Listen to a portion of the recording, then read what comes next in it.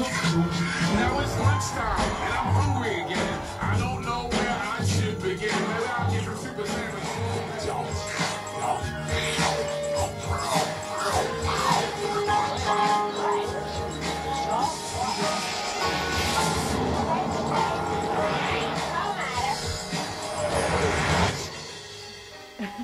Uh-oh.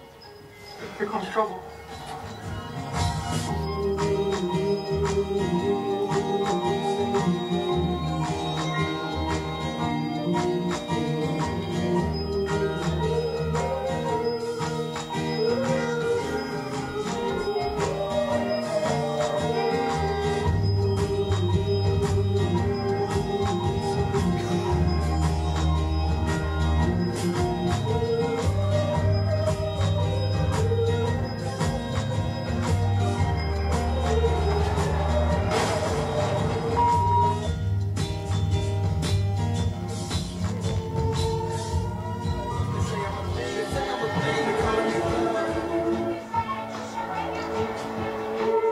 Place à la second moment d'échange de cette matinée et on va commencer par vous, par la Cinétech. Est-ce que vous pouvez revenir sur la genèse avec vos camarades Pascal Ferrand et Cédric Clapiche? On était réunis dans une salle de la SRF pour essayer de comprendre un tout petit peu ce que devenaient les films quand ils arrivaient en VOD, et puis on avait du coup demandé à un certain nombre de personnes spécialistes de la question de venir nous exposer un petit peu les choses, et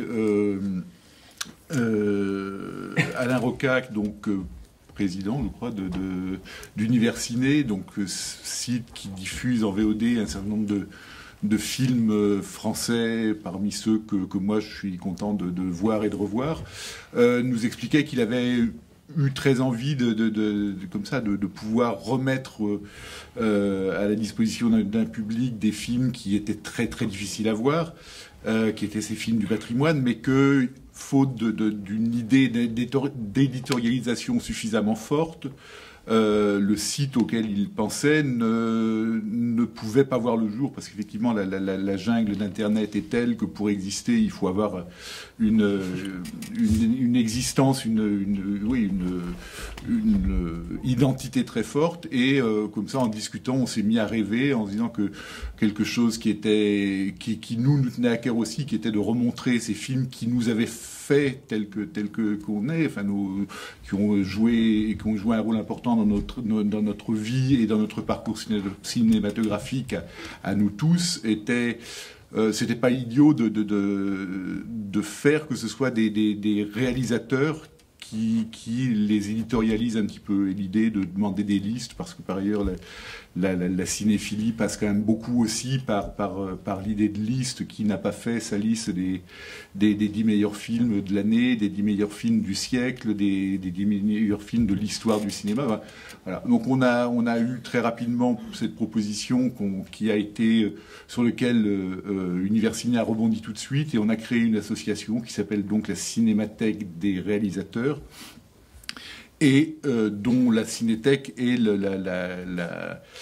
l'émanation. La Cinétech, c'est un site sur lequel on peut voir un certain nombre de films, 550 films acquis, parce qu'évidemment pour nous, en tant aussi que réalisateurs, l'idée que les films soient visibles, c'était important, mais il fallait qu'ils le soient aussi dans un cadre tout à fait légal. Jean-Baptiste et la petite équipe qui travaille autour de lui négocient à longueur de journée les droits avec des distributeurs, avec des ayants droit. On a demandé à chaque réalisateur qui participait, qui acceptait de nous donner une liste,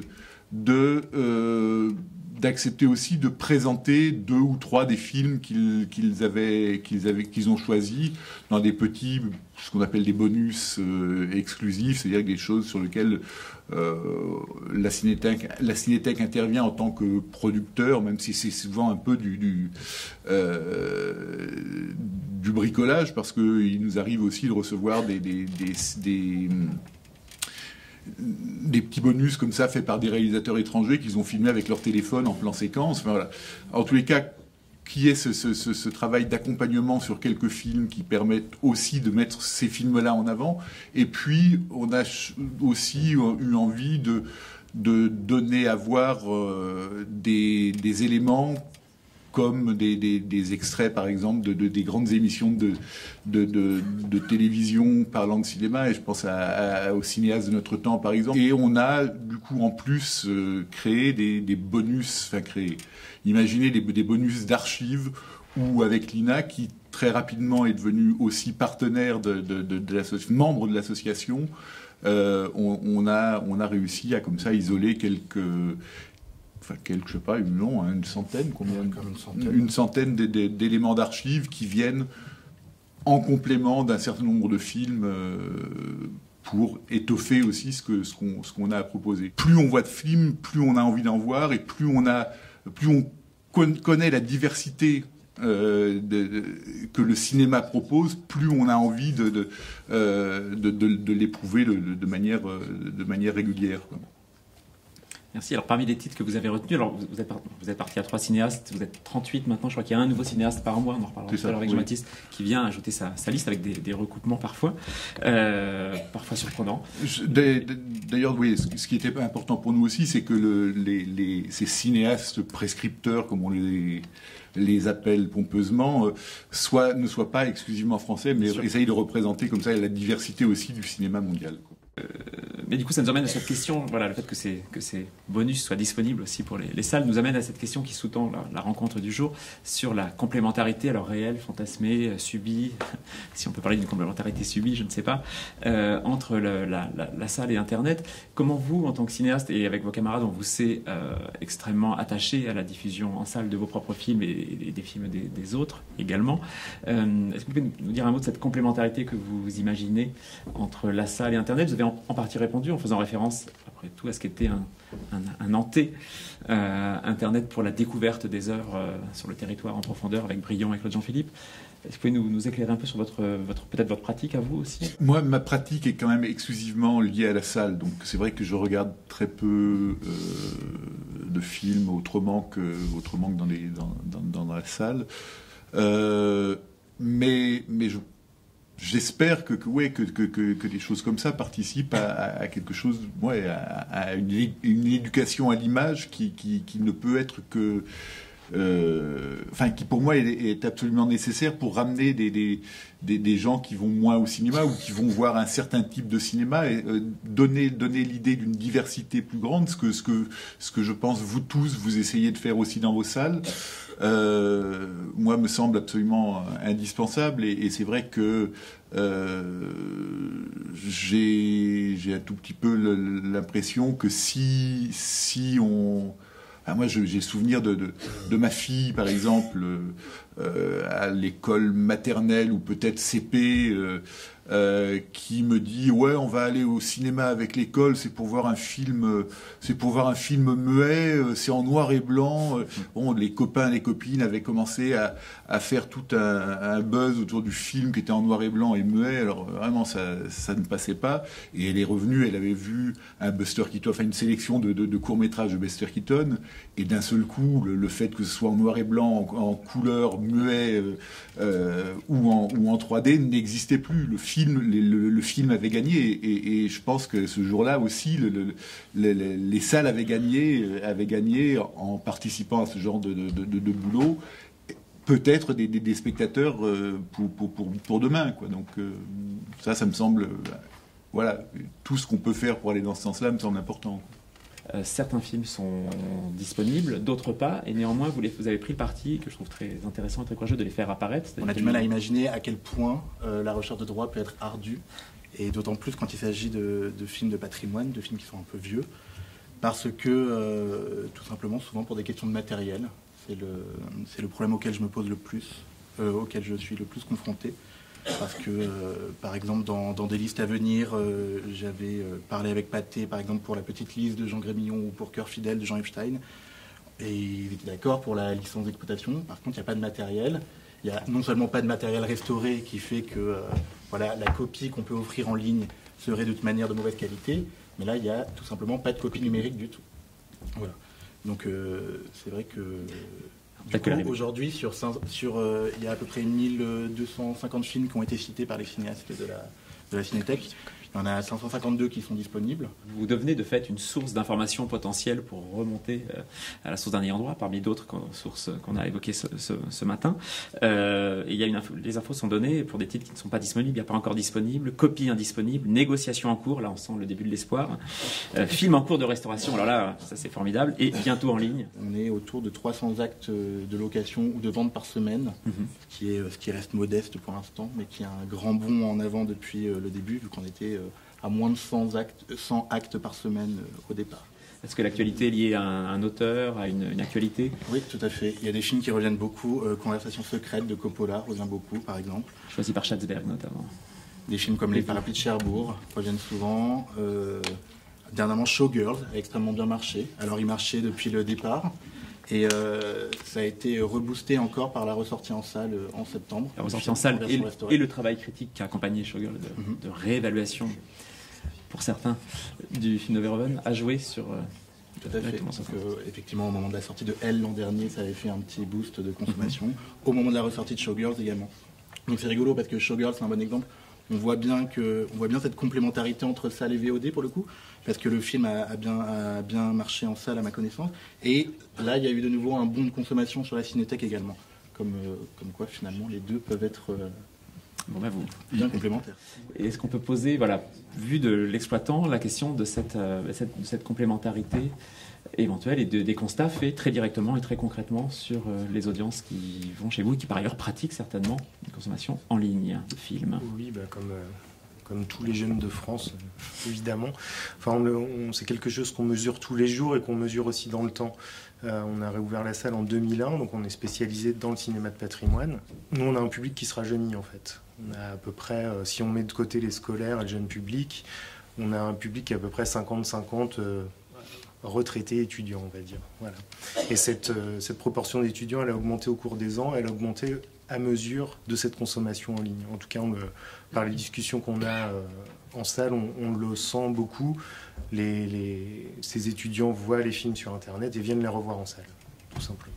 Voilà, donc j'y vois une complémentarité évidente et vertueuse, évidemment, contrairement à ce qui peut se dire dans la profession par ailleurs. On va y revenir. Alors en ce moment, par exemple, et jusqu'au 22 novembre, je crois, vous avez un important cycle sur l'Amérique des marges, avec entre autres Macadam à deux voix de Monty Hellman et Vanda de Barbara Loden.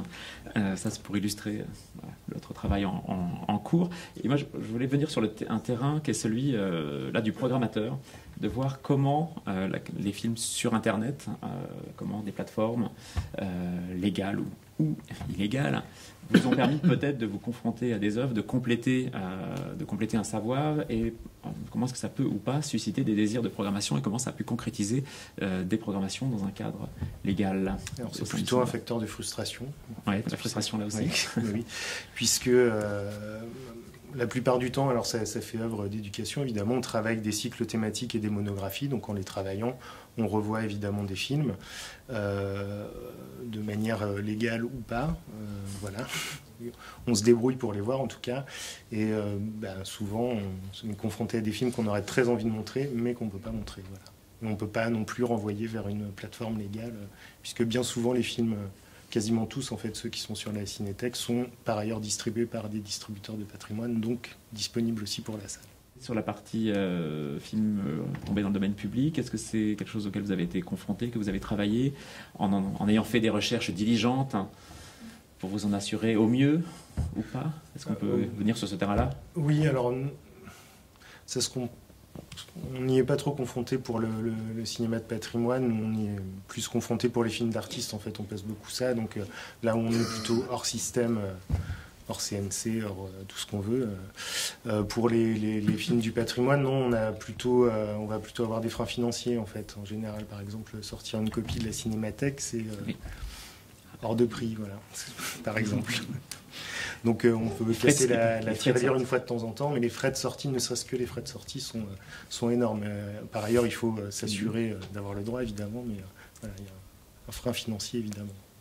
Le domaine public, je n'ai pas eu tellement de cas finalement, mais je crois que l'âge d'or de Buñuel, par exemple, j'en ai parlé avec Malavida dernièrement, C'est un cauchemar pour remonter l'ayant droit. Même la succession Buñuel a du mal à m'aider. Même la Cinémathèque de Mexico a du mal à m'aider. Voilà, donc effectivement, on parlait de recherche diligente tout à l'heure. C'est vraiment ça s'apparente à de la spéléologie, des fois, vraiment pour des films anciens, de remonter la chaîne des droits. Et c'est d'ailleurs un travail main dans la main qui est fait avec à la fois des programmateurs, des distributeurs. Je les contacte, je leur dis « Ah, vous aviez distribué ce film en 2002, est-ce que vous avez une idée d'où sont les droits aujourd'hui ?» Par exemple, le Festival des Trois Continents m'aide de temps en temps pour le cinéma asiatique, parce que c'est difficile de remonter. En Corée, par exemple, même les Coréens ont du mal à savoir quels sont les ayants droit pour leurs films. Et en même temps, les archives du film coréen mettent tous les films qui sont sortis après 1982 en ligne sur YouTube, et c'est légal, mais nous on ne peut pas les récupérer pour la France. Donc il y a plein de cas comme ça qui sont plus que le domaine public à proprement parler, qui sont des cas pointus et isolés, et pour lesquels il n'y a pas de règles finalement, et qui nécessitent de toujours réinventer la manière dont on recherche les informations. Et comment vivez-vous cette cinéphilie, cette cinéphilie aujourd'hui, avec la complémentarité ou pas des salles, des cinémathèques et d'Internet, hein. On parle de complémentarité, mais pour moi c'est plutôt parallèle en fait depuis le début. On a 26 ans, donc on est un peu génération Internet comme on dit, en sachant qu'entre 26 ans et 20 ans il y a déjà un grand écart aujourd'hui, je pense. Et j'ai commencé avec Internet en parallèle de la salle. J'allais à l'écran de Saint-Denis. Donc au moins j'ai eu la chance de grandir près d'une salle. Ça c'est quelque chose qu'il faut souligner. Et oui, c'est pour des questions de... En tout cas à la base c'est pour des questions d'argent, de temps libre, de pouvoir se mouvoir sur Paris constamment. Quand on est jeune c'est pas évident. Et il y avait Internet qui explosait à l'époque. Mais nous on n'y réfléchissait pas à l'époque, je crois. Et on n'avait pas les questions économiques ou de droit qui nous venaient directement à l'esprit. Mais en fait, j'allais dire Internet est l'ennemi, mais c'est un ennemi qui ne disparaîtra jamais, donc à partir de là, on est là pour y réfléchir. Et on parlait d'un site en particulier dans l'article qui s'appelle Kara Garga, donc un nom un peu étrange, c'est du croate, je crois, ça veut dire corbeau. Kara Garga est un site privé sur invitation, d'ailleurs il n'y a plus d'invitation depuis 1 an, je ne sais pas pourquoi. Donc c'est de plus en plus privé, et totalement gratuit, qui est pour l'anonymat total, et qui est extrêmement cinéphile, mais si vous ne connaissez pas, je pense que vous serez très surpris de voir tout ce qu'il y a. Il y a tout au stash, et encore ça c'était facile à récupérer. Bon, il manquait un stash. Et je viens de dire, le vrai ennemi, ce sont les sites en accès libre, qui se font de l'argent sur le dos des films avec de la publicité. Car Garga, il n'y a rien, il n'y a pas de pub. Justement, dans votre article, vous explorez, vous pouvez nous en dire plus sur ce continent de sites de passionnés qui réinventent sans aucune base juridique, notre avocat est encore là, je crois, mais qui se donnent une forme de code moral, disons les choses, en privilégiant il y a un code moral, il y a pas difficilement accessible, etc. Est-ce que vous pouvez éclairer cette... Il y a beaucoup de films, c'est vrai qu'il y a quelques règles, notamment pas de blockbusters américains post-années 80, puisqu'on les trouve ailleurs en fait. C'est plutôt ça la logique, c'est pour passer sous le radar de la police, qui surveille quand même. Il y a des règles qui veulent que le film soit déjà sorti en salle, pour qu'on puisse le mettre sur Internet, ou sorti en DVD. Et bien sûr que le nouveau Pascal Breton ne sortira pas aux États-Unis. Donc s'il y a un DVD qui sort, mais le film n'est pas sorti là-bas, on va mettre le DVD quand même. Mais ça arrive que le fichier soit supprimé, ou pour des questions techniques, puisqu'on veut toujours le fichier ripé parfaitement. Donc ça implique de s'y connaître un petit peu en technique si on veut rajouter des films. Donc voilà, il y a ces quelques règles, mais sinon c'est vrai que c'est totalement illégal. Beaucoup d'utilisateurs travaillent dans des institutions que je ne vais pas nommer, mais il y a beaucoup de films qui viennent d'archives. Ça pose la question de comment on accède au film. Je parle par exemple d'un film qui serait aux archives de la Cinémathèque de Belgique. Alors le film est là, mais pour y accéder, il faut être forcément chercheur ou il faut un statut en fait. Or le simple curieux n'y a pas droit en fait. Donc ça pose cette question qui n'est pas, je dis pas que c'est un scandale hein, bien sûr, mais moi en tant que curieux, j'aimerais voir des films et on ne me donne pas droit, on ne me répond pas à mes mails. Donc je suis très content quand le film apparaît sur Internet. Donc là je parle des films vraiment rares. Pour ce qui est des DVD, des Blu-ray, il n'y a aucune excuse. Enfin, ça m'est arrivé de les télécharger. Hein, voilà. Après, il y a un travail qui est fait sur Internet, beaucoup de sous-titrage est fait, de remontage pour des films qui ont été censurés, je pense à des films iraniens notamment, où les utilisateurs vont trouver 3 copies différentes, remonter le film d'origine, faire les sous-titres, avec des annotations pour des jeux de mots, par exemple en perse, je pense à un film que j'ai vu récemment. Et ça, c'est un travail qui n'est pas rémunéré non plus, qui reste anonyme. Mais pour revenir sur la complémentarité entre cette pratique-là et celle de la salle, on déserte vraiment absolument pas ça, et la plupart des personnes en fait qui sont sur site, on se connaît pas, c'est une sorte de communauté un peu bizarre parce que personne vraiment s'est rencontré, sauf quelques personnes. Je pense qu'on est tous à parfois on découvre des films en fait sur site qui sont assez rares, et il se trouve que parfois il y a des programmateurs ou des salles qui le programment, et je pense que vraiment tout le monde va le voir, quoi. Ça a été le cas pour le film de Catherine Binel et Jeu de la comtesse de Ingen de Graz, qu'on avait découvert en fait avec une copie vraiment affreuse en fait sur ce site. Et on avait été un peu éblouis, on avait été un peu étonnés. C'est un peu comme, ça faisait penser à Flamme d'Arietai. Et le Forum des images, il y a 2 ans je crois, je sais plus, l'avait projeté, et puis on y était tous allés. La plupart des personnes qui l'avaient découvert comme ça, bouche à oreille, on en avait parlé, on y était allés. De même que je sais pas, les films de Kramer qu'on avait un peu, même s'il y a un travail d'édition autour des films de Robert Kramer, mais là tout à l'heure on va aller voir le film à Cinémathèque, Milestones, je veux dire, il y a vraiment, ça va ensemble. Ça se nourrit. Cette question de l'illusion du tout disponible, c'est ce qu'on nous a. C'est vrai que le développement d'Internet a beaucoup suscité l'hypothèse totalement théorique, on l'a vérifié depuis, d'un tout accessible, d'une diversité facilitée. En fait, vous évoquez cet amas et la question du rôle de ceux qui orientent dans cet amas, et c'est un peu la place que vous donnez, je sais pas, je sais pas si on se la donne, mais en tout cas, c'est plutôt Karagarga, qui est vraiment à ne pas mettre dans le même panier que les autres sites de Gros Torrent. C'est vraiment pas la même chose, il n'y a pas de truc, il y a rien de lucratif derrière, c'est vraiment quelque chose de... Les fiches sont assez complètes, ils orientent toujours vers des courts-métrages, ils sont assez stricts en fait sur les qualités, mais bon, parfois ils acceptent si le film est vraiment rare.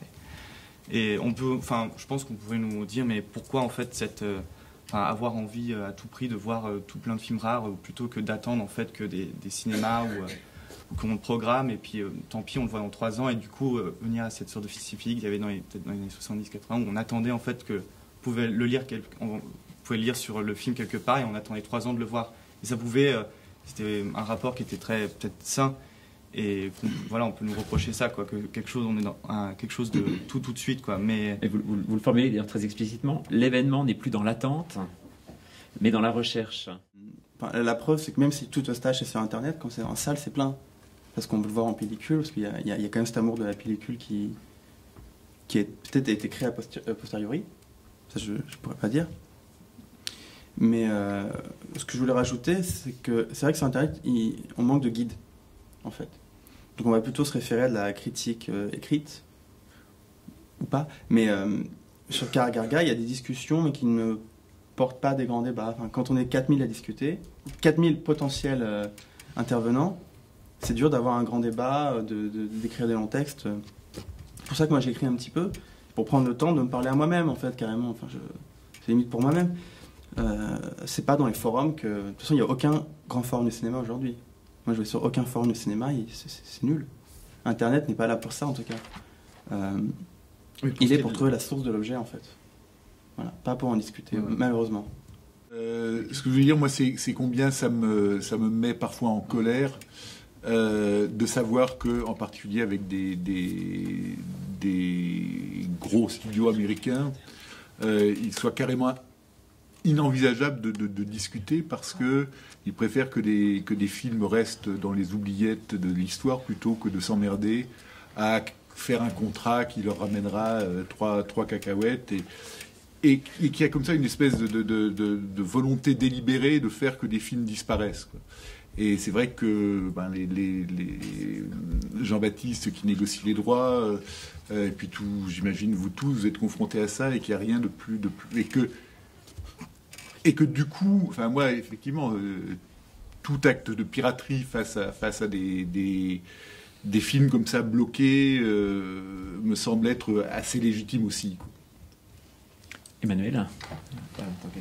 Non, par exemple, cette semaine, j'ai appris que Warner allait détruire son stock de 35. Voilà. Tout simplement. Après,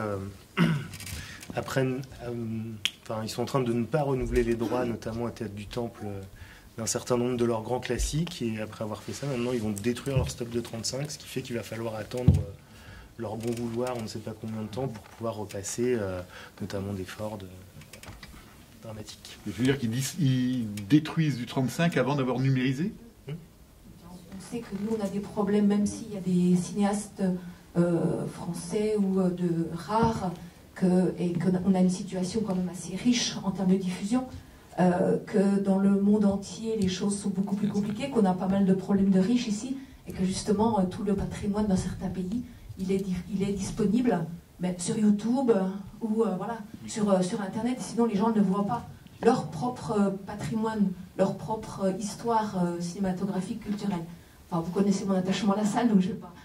Mais que voilà, je pense qu'il y a quelque chose comme ça de transversal à préserver et que c'est une émulation et qu'en même temps, dans certaines situations, il n'y a pas tellement d'autres possibilités et que il faut rester ouvert à toutes ces possibilités et même les inciter dans la mesure aussi où ça garde, où c'est qu'il y a, les œuvres sont préservées dans leur intégralité, qu'il y a un minimum de cadre aussi éditorial qui est fait. Merci à tous nos intervenants de la seconde table ronde et de la première. Merci aussi à 104 à nouveau de son accueil. Et à très bientôt et même à tout de suite autour d'un verre. Merci.